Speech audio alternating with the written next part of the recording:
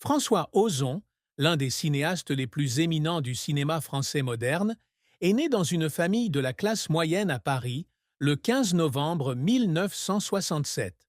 Son père, René Ozon, était biologiste et sa mère, Anne-Marie Ozon, était professeure de français.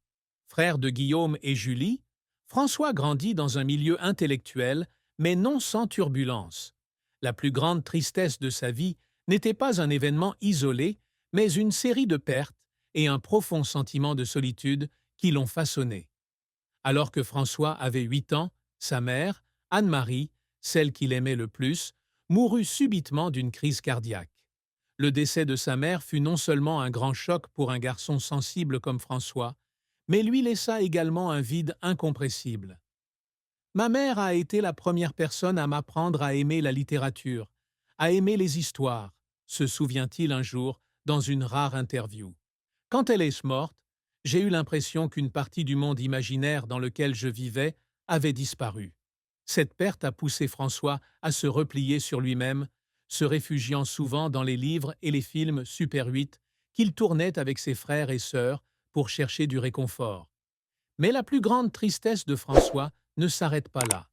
À 20 ans, son père, René, qui avait tenté de subvenir aux besoins des trois frères après la mort d'Anne-Marie, se retrouve atteint d'un cancer en phase terminale. René décède quelques mois plus tard, laissant François, Guillaume et Julie dévastés. Pour François, la mort de son père fut un deuxième coup dur, dévastateur, qui aggravait la douleur de la perte familiale. J'ai perdu ma mère, puis mon père, écrit-il dans son journal personnel, un récit fictif de son personnage. J'ai commencé à me demander si la vie n'était pas simplement une série sans fin d'adieux. Cette tristesse n'est pas seulement la perte d'êtres chers, mais aussi le sentiment d'impuissance lorsqu'on ne peut pas les garder. Cela est devenu une cicatrice permanente dans l'âme de François, influençant la façon dont il voyait le monde et l'exprimait à travers ses films.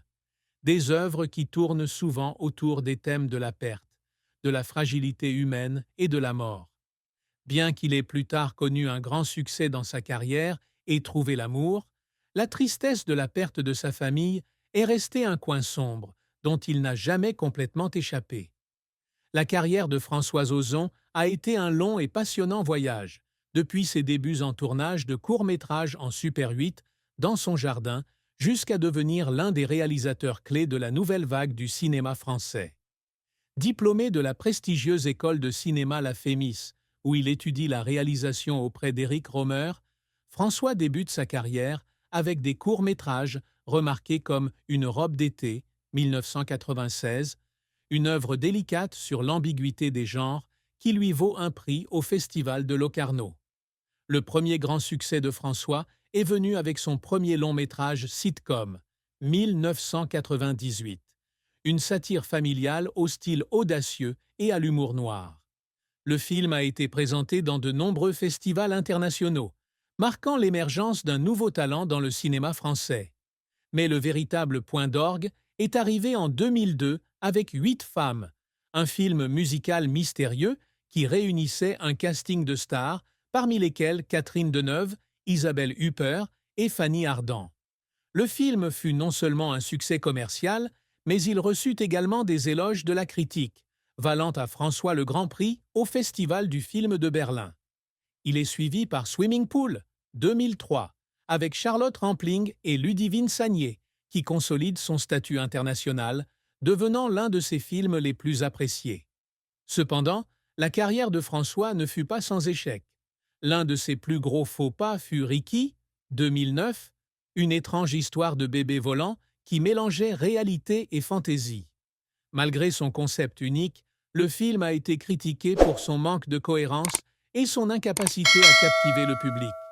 François confia un jour à son frère Guillaume que cet échec le faisait douter de ses capacités. « J'ai beaucoup pleuré après Ricky », a-t-il déclaré. « Je pense que je suis allé trop loin et que je ne comprends peut-être plus le public. » L'échec porte un coup à la confiance de François, l'obligeant à passer des mois à réfléchir et à retrouver l'inspiration. Les efforts qui ont fait pleurer François ne provenaient pas seulement de l'échec, mais aussi de ses efforts incessants pour créer des œuvres qui portaient sa marque personnelle. Lors du tournage de Sous le sable, 2000, un film émouvant sur la perte avec Charlotte Rampling, François a dû affronter des souvenirs traumatisants de la mort de ses parents. Il a passé des heures dans la salle de montage, à regarder et revoir des scènes, versant parfois des larmes, parce qu'il se sentait si proche de la douleur du personnage. « Je ne fais pas que des films », a-t-il dit un jour à